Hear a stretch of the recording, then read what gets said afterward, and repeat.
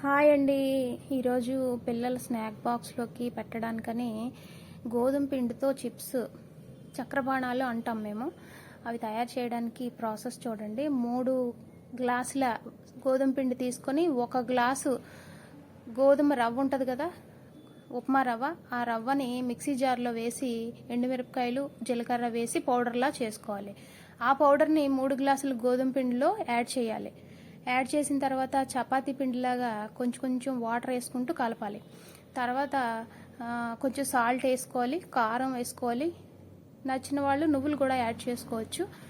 నేనైతే సాల్ట్ వేసుకున్న తర్వాత మరి ఇంకా కరివేపాకు కూడా యాడ్ చేసుకుంటే టేస్ట్ బాగుంటుంది. కరివేపాకుని చిన్న ముక్కలు చేసి యాడ్ చేసుకొని 3 స్పూన్లు, చిన్న స్పూన్లతో 3 స్పూన్లు నెయ్యి యాడ్ చేసుకున్నానండి.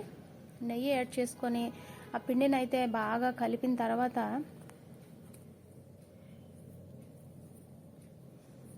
వాటర్ తోటి చపాతీ పిండిలాగా కలపాలి.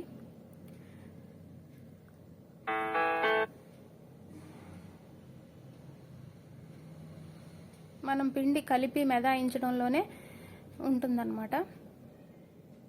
పిండిని చపాతీ పిండిలాగా చాలా సాఫ్ట్గా కలపాలి.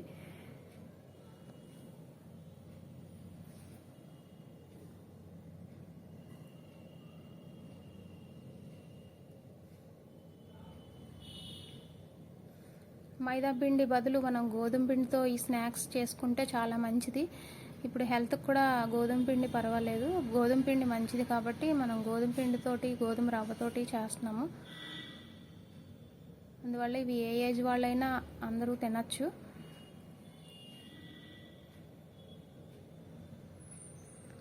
పిండిని బాగా మెదుపుకొని చపాతీ పిండిలాగా రౌండ్గా చేసుకొని ఒక పావు గంట అయితే నాననివ్వాలి. నానిన తర్వాత చపాతీలా చేసుకోవాలి. చేసుకున్న తర్వాత మీ దగ్గర ఇలాంటి స్పూన్ ఉంటే స్పూన్తో కట్ చేసి, చపాతీలా చేసుకున్నాక మీ దగ్గర ఇలాంటి చక్రం స్పూన్ ఉంటే దాంతో కట్ చేసుకుంటే షేప్ వస్తాయి.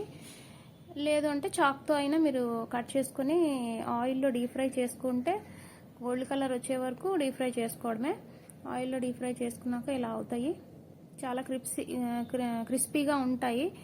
ఇవి స్నాక్స్ కూడా 1 వీక్ వరకు బాగుంటాయి, ఏమవు 10 డేస్ వరకు ఉంటాయి. హెల్దీ స్నాక్స్ కాబట్టి పిల్లల స్నాక్ బాక్స్లో పెట్టుకోవడానికి బాగుంటాయి. ట్రై చేయండి ఫ్రెండ్స్. Thank you.